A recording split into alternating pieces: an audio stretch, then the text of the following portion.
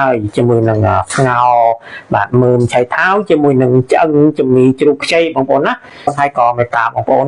ជួយ like share វីដេអូនេះបន្តផងដើម្បីផ្ញើជូនដល់បងប្អូនជាពិសេសបងប្អូនបាទដែលគាត់មិនទាន់ចេះធ្វើម្ហូបនោះឲ្យគាត់បានចេះធ្វើម្ហូបដូចយើងទាំងអស់គ្នាផងបាទអរគុណឆ្ងាញ់ណាស់បងប្អូនឆ្ងាញ់មែនទែនតែម្ដងនេះអូឆ្ងាញ់ណាស់បាទនេះអានេះគឺជាស្ងោឆៃថាវជាមួយនឹងឆ្អឹងជំនីជ្រូកខ្ចីបងប្អូននេះឆ្ងាញ់ណាឆ្អឹងជំនីជ្រូកនេះច្របតែម្ដងនេះបងប្អូនណានេះសាកធ្វើញ៉ាំបាទបងប្អូនថ្ងៃនេះខ្ញុំក៏មានមើមឆៃថាវបងប្អូនណាហ្នឹងហើយមានមើមឆៃថាវក៏មានឆ្អឹងជំនីជ្រូកខ្ចីបងប្អូននេះគឺឆ្អឹងជំនីជ្រូកខ្ចីបងប្អូនណាដើម្បីយកមកស្ងោឆៃថាវធ្វើយ៉ាងណាដើម្បីឲ្យស្ងោឆៃថាវរបស់យើងនឹងមានទឹកថ្លាហើយមានរសជាតិឆ្ងាញ់ឆៃថាវយើងចិត្តសបកវាសិនណាបងប្អូនណាហ្នឹងហើយយើងជុះសបកវាស្អាតមកហ្នឹងហើយនេះឆៃថាវនេះខ្ចីល្អណាស់បាទ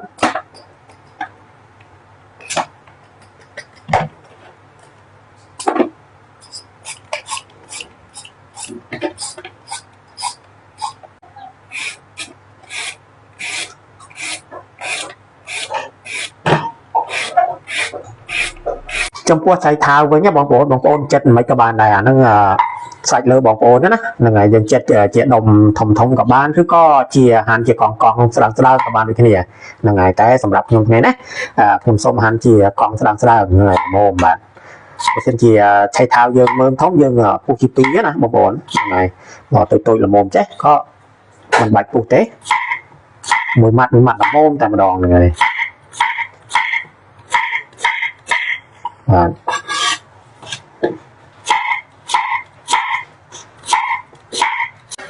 បាទមុនដំបូងបងប្អូនយើងដាក់ដាំទឹកទៅហើយបន្តមកទៀតយើងយកអំបិល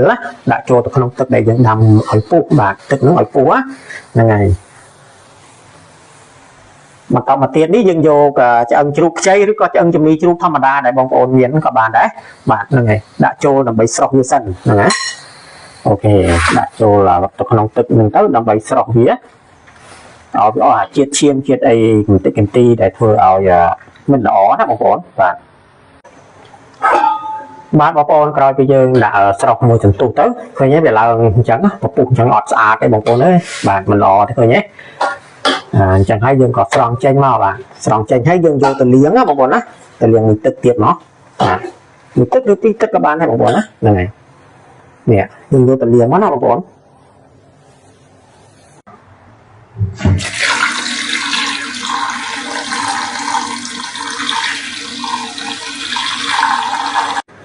បាទបងប្អូនបន្តមកទៀតនេះយើងចាប់ផ្ដើមដាំទឹកដាក់ចូលក្នុងឆ្នាំងយើងទៅដើម្បីធ្វើការស្ងោរណាបងប្អូនណា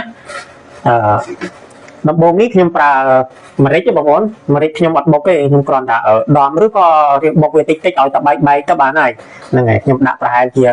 កន្លះស្លាបព្រាបាយដាក់ចូលទៅ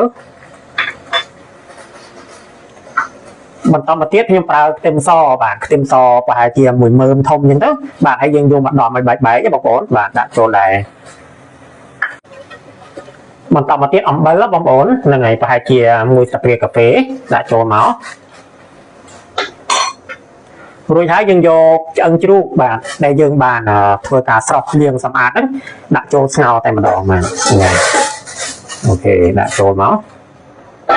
ហើយយើងចាប់ផ្ដើមរងាស់វាធ្វើយ៉ាងណាឲ្យឆ្អឹងជ្រូកខ្ចីយើងហ្នឹងបានថយសិន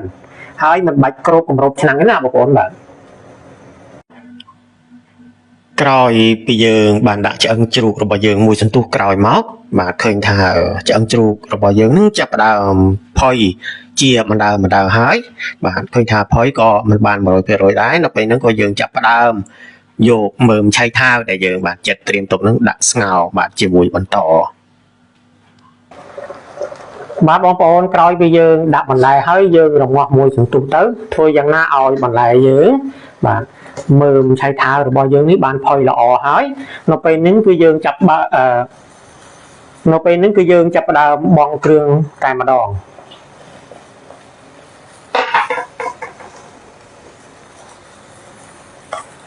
ខ្ញុំប្រើម្សៅស៊ុបរ៉ូឌីបាទមួយស្លាបព្រាកាហ្វេដាក់ចូល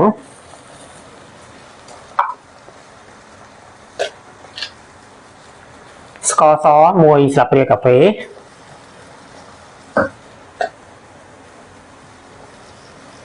ចំពោះប៊ីចេងវិញបើសិនជាបងប្អូនភាសាប៊ីចេងបងប្អូនអាចប្រើបានเนาะហ្នឹងហើយបន្តមកទៀតខ្ញុំប្រើទឹកត្រីបន្តិចផងដែរដើម្បីឲ្យឈ្ងុយបាទបើសិនជាបងប្អូនមិនចូលចិត្តប្រើទឹកត្រីក៏មិនបាច់ដាក់ក៏បានដែរ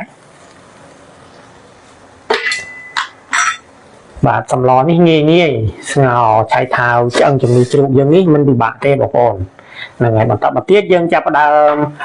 យកស្លឹកខ្ទឹមបាទដើមខ្ទឹមស្លឹកខ្ទឹមអីហ្នឹងរោយមកបើមានស្លឹកជីវ៉ាន់ស៊ុយបាទខ្ទឹមឆាយអីក៏ប្រើបានដូចគ្នាបងប្អូនណាហ្នឹងហើយយើងភ្លក់រសជាតិឲ្យដឹងថាត្រូវចិត្តរបស់យើងហើយគឺយើងចាប់ផ្ដើមរោយទៅដូចជាដើមខ្ទឹមអីហ្នឹងគឺប្រើការបានហើយជាមួយនឹងស្ងោរបាទមើមឆៃថាវជាមួយនឹងឆ្អឹងជំនីជ្រូកខ្ចីបងប្អូនណាក្នុងវីដេអូនេះមានតែប៉ុណ្្នឹងឯងសម្រាប់ចែកជូនដល់បងប្អូនហើយក៏មេត្តាបងប្អូនជួយ like share វីដេអូនេះបន្តផងដើម្បីផ្ញើជូនដល់